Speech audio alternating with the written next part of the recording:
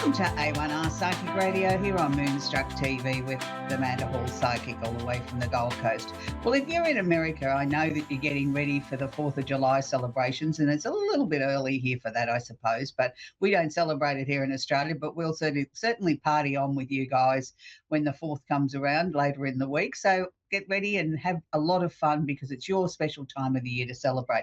So this week on the Simply Tarot card of the week, we have the Hanged Man. Now, the Hanged Man is one of those ambiguous cards. My students used to always ask me, how come you can have somebody hanging upside down and that still be a positive sort of card?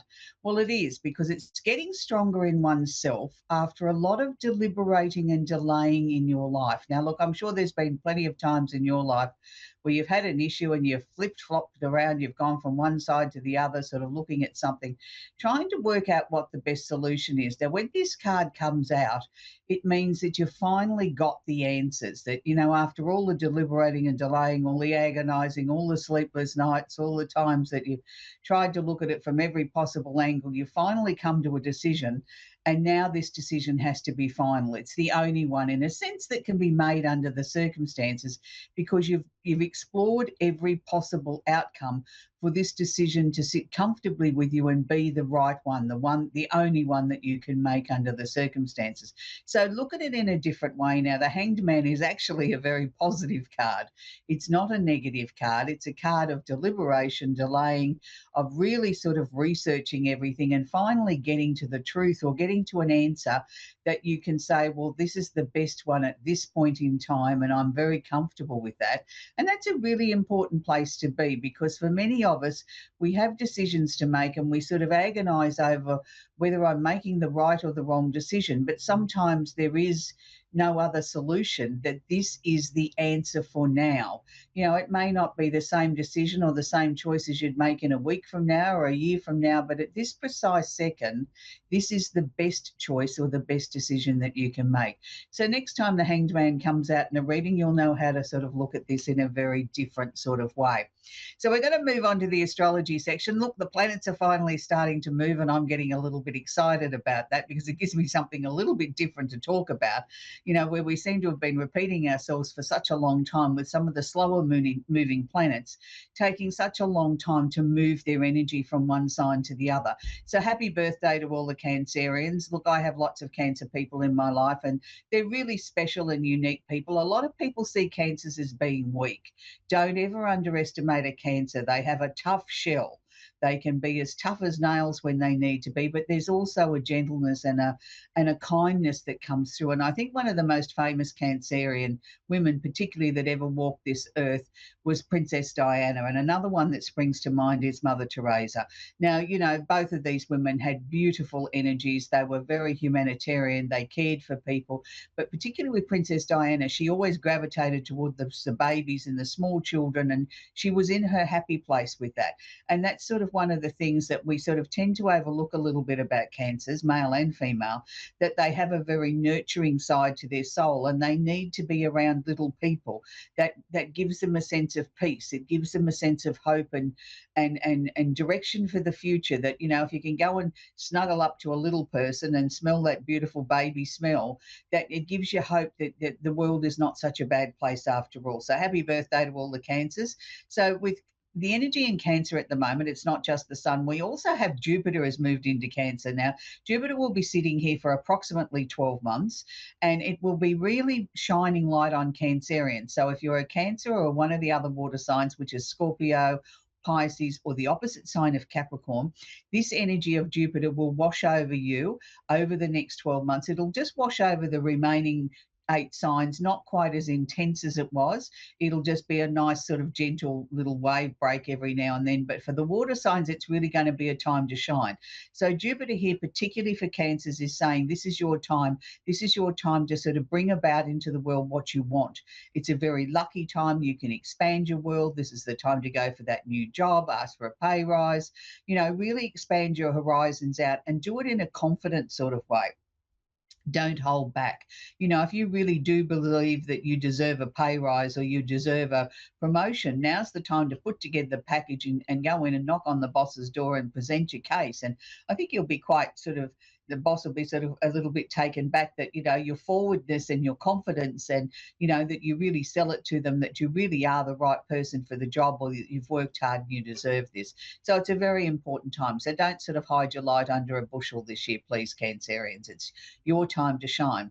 We also have Mercury, the planet of communication, is in Leo. Now, look, anytime we sort of talk about Mercury, we always sort of think of communication, people sort of ranting and raving and roaring and whatever, but it's not always that way.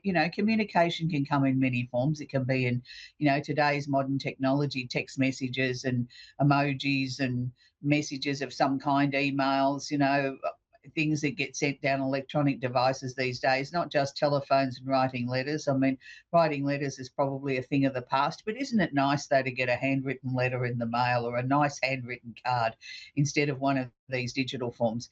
So with Mercury and Leo here, yes, it's going to be affecting the fire signs, which is Leo, Sagittarius, and Aries, and the opposite sign of Aquarius. But it's also washing over the remaining 8 signs. So with Leo here, it's with Mercury here in Leo, it's asking you to be very careful at how you articulate any conversation, because Leo tends to want to be forthright and bossy and make an entrance and sort of say, I've arrived and listen to me. I've got something really important to say. And I'm not saying you don't, but what I'm saying is maybe present it in a way where you're not so bossy or not so dictatorial. Tone it down a little bit. Yes, you can still be confident. Yes, you can still sort of command their attention, but do it in a way that's non-threatening, that you're not being the bossy boots, that you're sort of coming in, you've got something really exciting to share with them, something that you're passionate about, and that's great, but don't sort of be a bossy boots about it. Deliver it in a slightly gentler sort of way, but you can still do it with great passion and great gusto, that people will be spellbound and really want to listen to what you've got to say. So on the flip side, this with Mercury and Leo, it can mean tempers get a little bit frayed. People sort of get a little bit cranky. They sort of, don't necessarily put a smile on their face when they're delivering bad news. They can be sort of bossy and forthright and almost cutting sometimes in the way that they deliver something. So make sure that you're not sort of provoking an argument here with people. Make sure that you've got your listening ears on and you're listening to what they've got to say. And if they're a little bit cranky or snappy, just sort of, sidestep that and listen to the information, and that way I think we can avoid some disagreements that might come up otherwise. We have Mars, the planet of action, is sitting in Virgo at the moment. Now, anytime we see Mars in a chart, it sort of shows us the way forward. Now, it's interesting because Mars is the planet of action, and sitting in Virgo, Virgo wants you to sort of take a very logical, practical, slow it down a little bit sort of approach. Now, there's nothing wrong with that, and I think it's a very good energy to have at the moment, no matter what your star sign is, but yes, predominantly affecting the earth signs, which is Virgo, Capricorn, and Taurus, and the opposite sign of Pisces, and just washing over the rest of us. But it's asking us to do things in a very practical, logical, well thought out way. So if you're going to start a new venture, if you're looking to get a new business off the ground, no matter what your star sign is, or you're looking to sort of, start a new project, or you need to get somebody to pay attention to you, make sure that you present what you're trying to show them or bring on board with them in a very logical, practical, calm sort of way. That, if you can come in there and answer all their questions and have all the information there, that even if you think maybe a little bit too much information,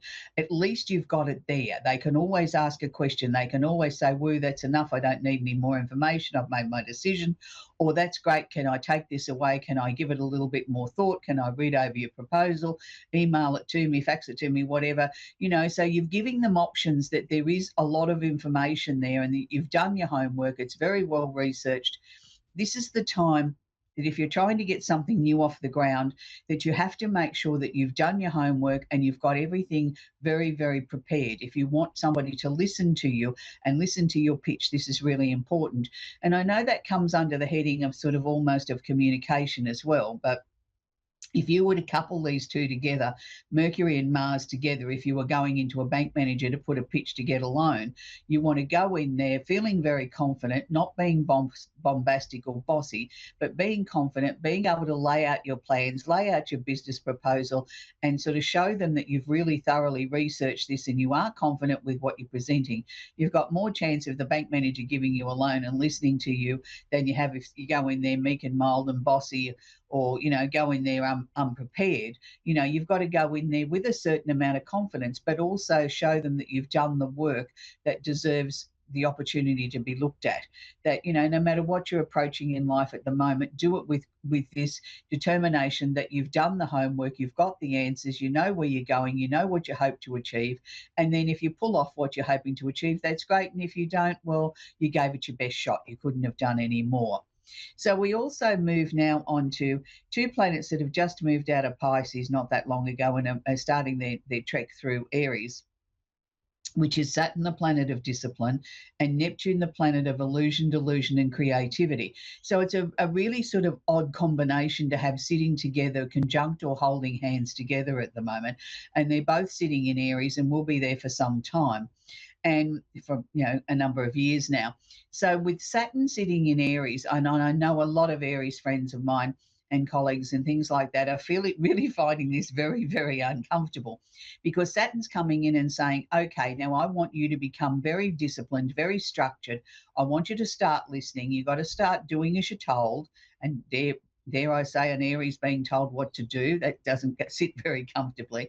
But Saturn's job here is to sort of try and bring some structure to your life that hasn't been there for a very, very long time, and say to you, if you really want to achieve things in your life at the moment, you have to listen to the rules. You have to abide by things.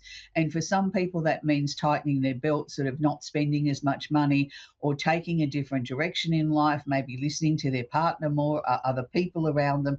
And they don't like this because they don't like being told what to do. Even if it might have been the area that they were thinking or looking at, they feel as if somebody's trying to control them or tell them what to do or clip their wings a little bit, and they don't feel comfortable with this. It's not that's what they're trying to do. What they're trying to do is show you that there's another way, there's another solution, or maybe if we go this direction, or if you thought about that direction, you might get a better result. So don't sort of just be defensive with the people that are closest to you that seem like they're being bossy or waving a big stick and trying to get you to do things their way. Maybe they have a point. Maybe they are trying to help you see that there's another alternative or another solution.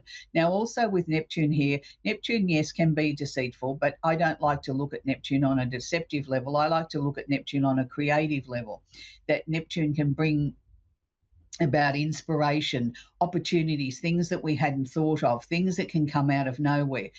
We can be in a fog 1 minute and not being able to see where we're going, and then all of a sudden Neptune clears the path, and all of a sudden all these creative solutions or different ways about thinking about things have all of a sudden become very important, and really important to all of us, that we can see what we're doing. And it's great. It's good to see that, we've got opportunities coming towards us that we never thought possible before.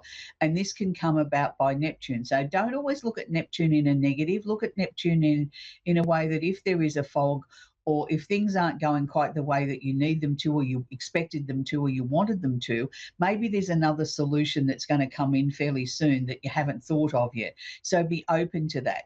Think of a little bit like, I've got to go out into the fog. I don't know where I'm going.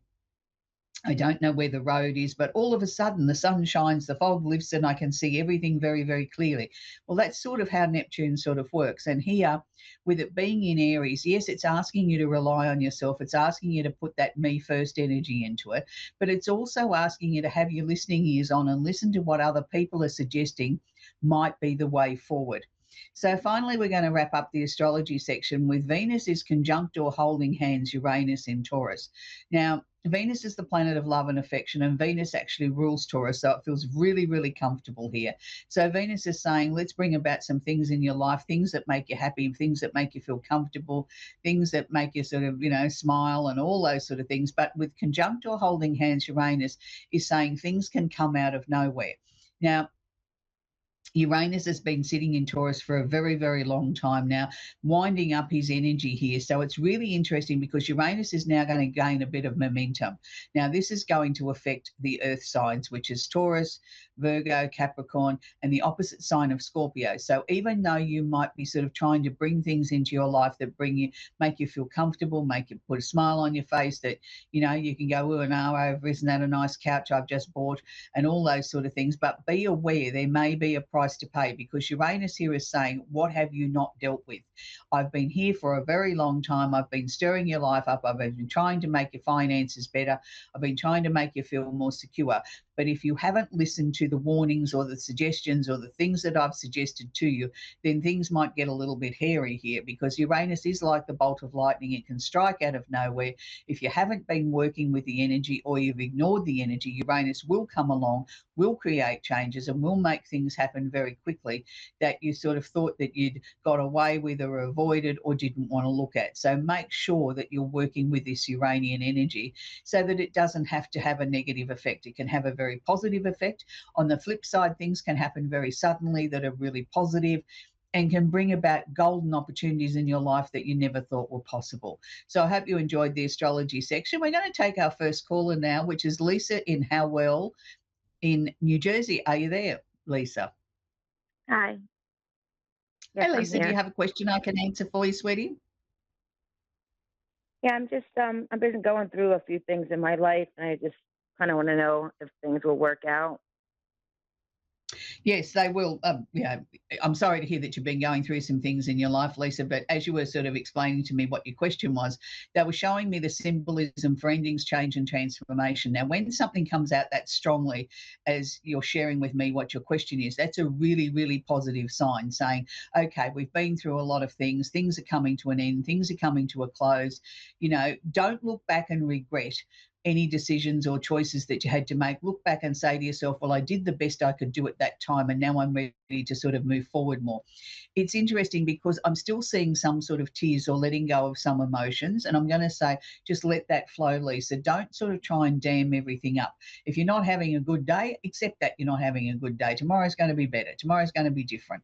Sometimes I think we try and rush through the processes of not feeling right, or feeling a little bit sad or a little bit disappointed, or being able to process our emotions is really important. It's not about sort of shoving them in the closet and trying to hope they never fall out.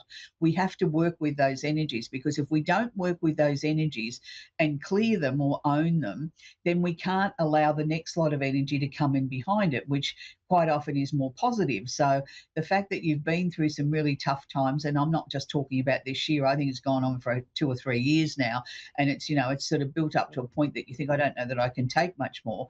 Well, things are about to sort of ease off and move forward.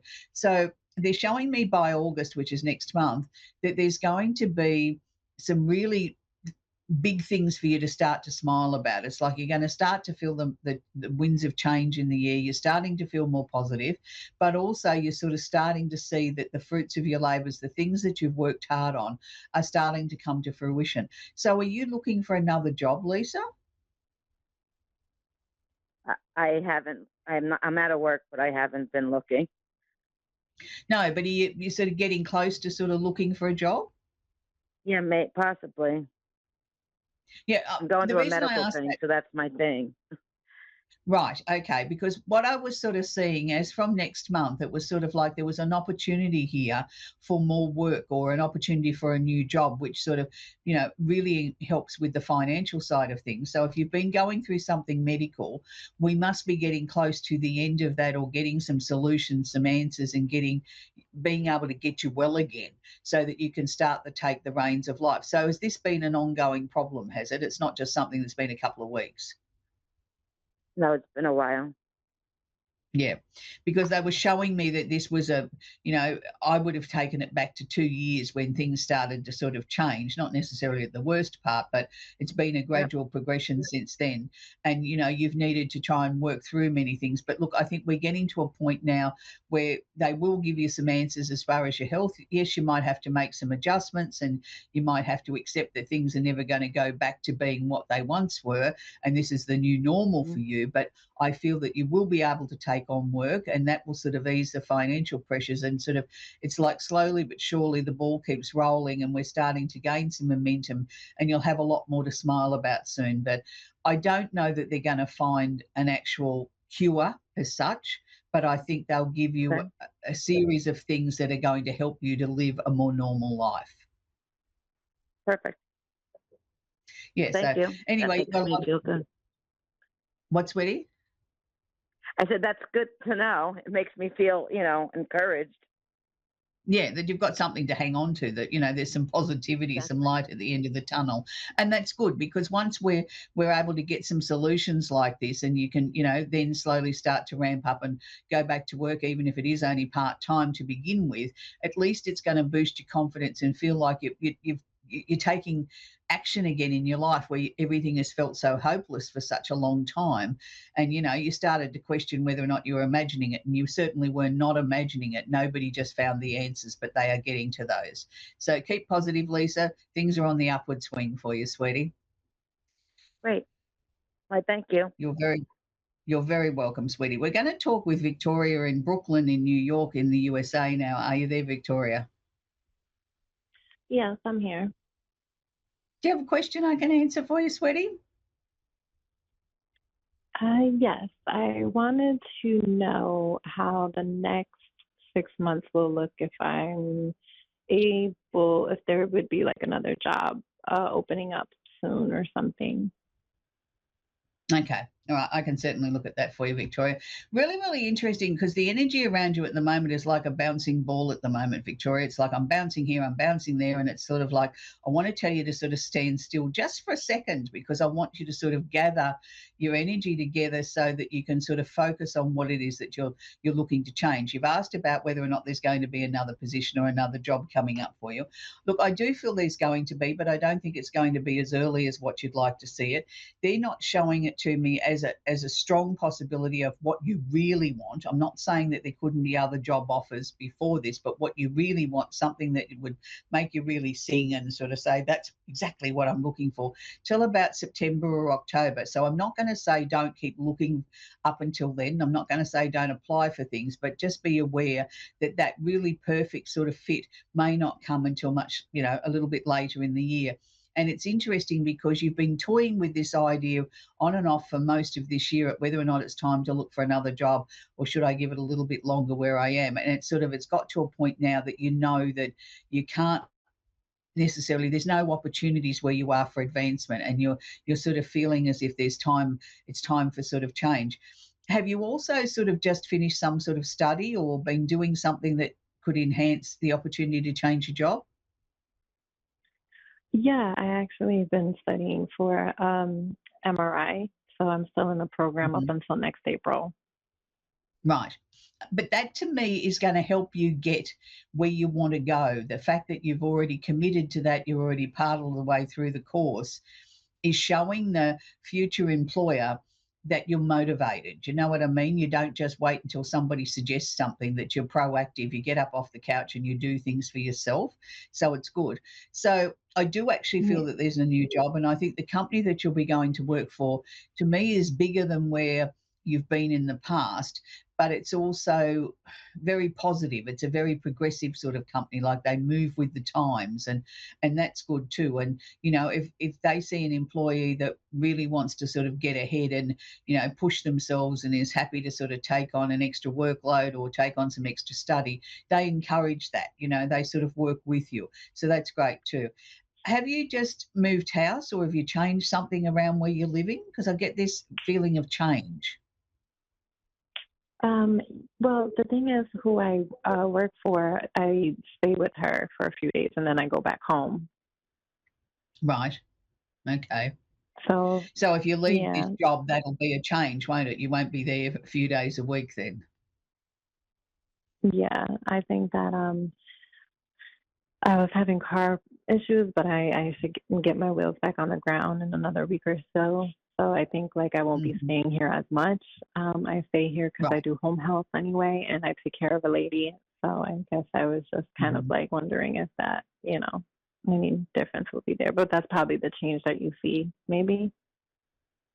Yeah, because I could see sort of, yeah, there was sort of like all this activity around where you were staying or where you were living, and sort of like that, there was a change coming up with that. But if you're going to change jobs and you go into something that's sort of similar work but different, that will also bring about a change, because if you're not staying over or doing, I could see you, I couldn't see you actually doing home help, but I couldn't tell you what you were going to be doing either. I could just see you in a bigger building.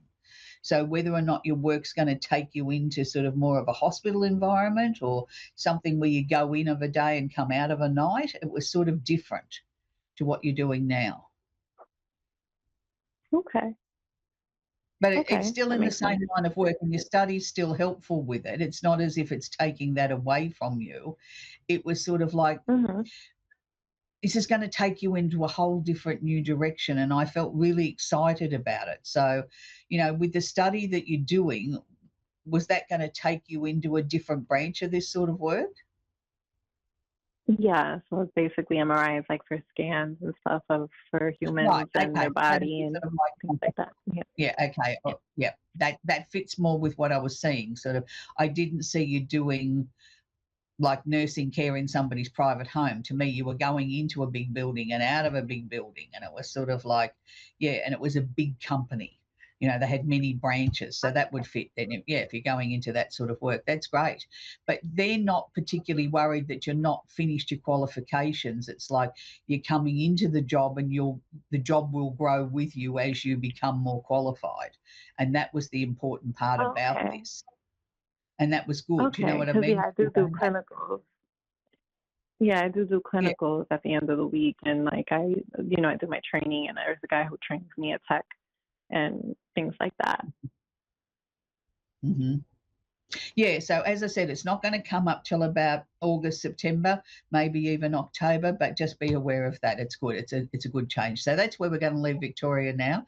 We've come to the end of the show again. It's always interesting how quickly the show flies by and the different people that we get to speak with around the world. So this week I want to leave you with a song that here in Australia, well, it's just what we think of when we think of Americans. We think of this particular song. I had the good fortune of seeing this man live many years ago at our local club, and a very big club here where a lot of big international artists come. And it was an absolute amazing concert. And he's not a very showy sort of person. He sat there on a bar stool and with his guitar and just sang, and it was a beautiful experience. And it was like we were all sitting in the lounge room watching this man perform. And I'm talking about Don McLean and the American classic called American Pie. And I think of 4th of July, and I always think of this song. I just think it epitomizes what I think America's about, that you've grown and you've had different experiences and different ways that you look at things, but you sort of still come together and you still celebrate, and you still sort of celebrate the simpler things in life. And